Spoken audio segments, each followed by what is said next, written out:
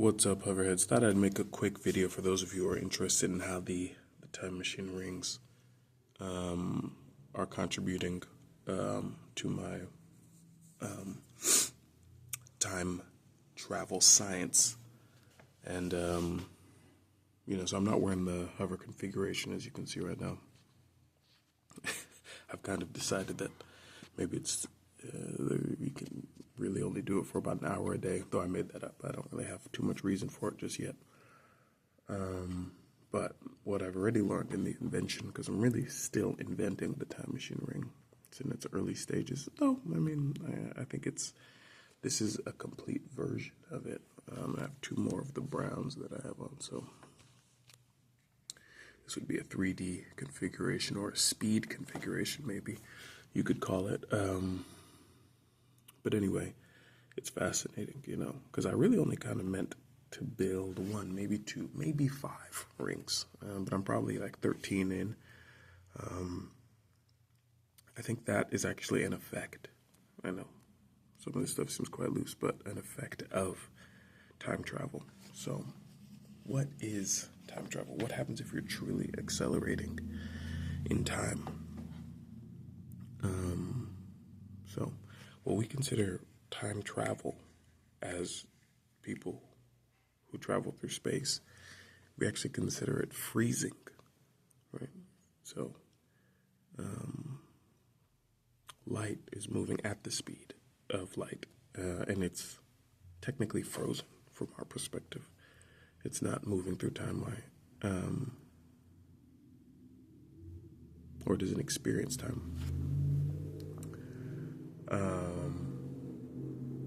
Really, because it's not moving through time at all, because it's moving through space so fast, which is almost, I guess, actually kind of the opposite. But if you take something that isn't moving through space at all, it's only moving through time. But what if not only is it not moving through space, but it has negative speed? And what would negative speed be? I think, and I'm kind of coming up with a lot of this on the fly, one way you could think about that is entropy decreasing. So its entropy is going down, or it went down. And so what happens? It's very fascinating. Well, I think it actually causes for multiplication of the body, because it's one thing to be completely frozen and just be traveling through time, but if you're so frozen that you actually quantum tunnel, not quantum tunnel, sorry, I'm coming up with this thing, temporal tunneling. We're using it very loosely right now, though, almost colloquially, not really scientifically, but temporal tunneling, the object will actually iterate itself. And iterate's not really the right word, because that's actually probably a higher function. This is actually just one way I think about it, kind of. I don't know, but it just kind of popped into my head. For galaxies that we're lensing, or objects, whatever, light sources that we're lensing that are very, very far away, the light that comes from those objects might take multiple different paths, arrive at us at different times. And so we might see the same object in 3 or 4 different positions simultaneously, because we're seeing the light that came from it at this time, the light that came in from this time, the light that came from it at this time. So when you have something that then begins to multiply, you have to ask yourself, and it's not going to look the same, is this a similar effect? And then I was also talking about the 10th dimension in my last video, and I talked about, I don't really have any tangible ideas about the micro, the smallest unit of the 10th dimension. Currently, though, I left out a couple things on that. One, I think the most natural and unsuspecting, I'm just thinking about this right now, form of hover that we don't even think about is the soil of the earth, right? We're in perfect balance with the earth, and it's mostly air. That's why we can move around on it. Of course, it gets denser and denser as it goes down. But we're essentially right at this perfect floating point, right? We can jump off, right? But we're not sucked in so much that we can't. We can churn up the earth. We can plant seeds in it, and those seeds are held in pockets of air loosely. It's in perfect balance with gravity and a lot of other things. Another thing about the 10th dimension, I'm thinking that the individual particles of the 10th dimension might be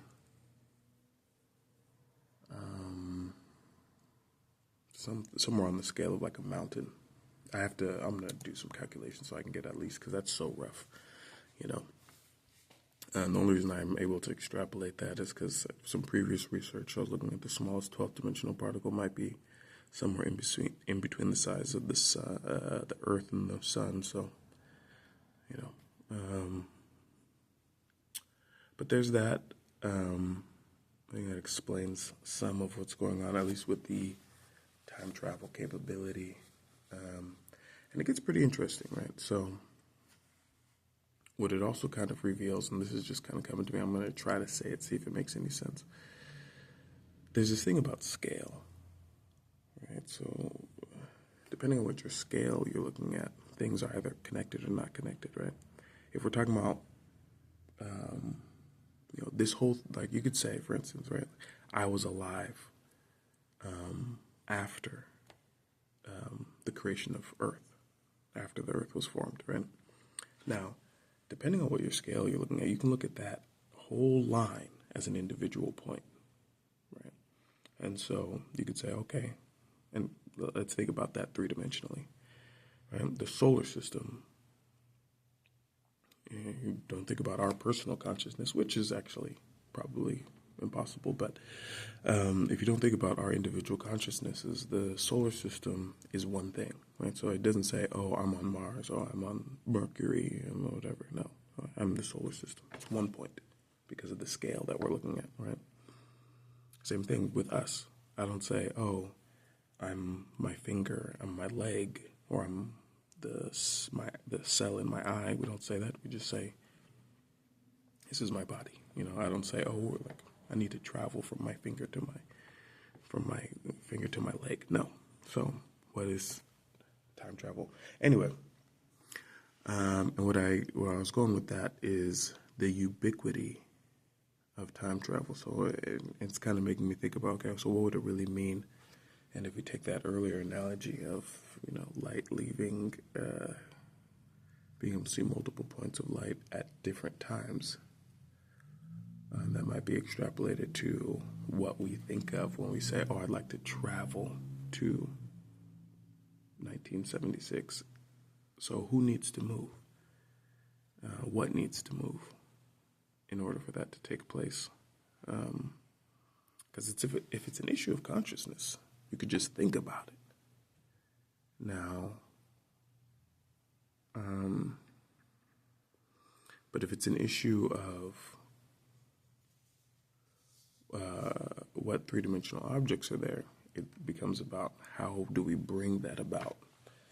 Anyway, I'm going to stop there for now, or else this is going to be a 2-hour video, but thank you, Hoverheads. Hope you're having a great day. Talk to you soon.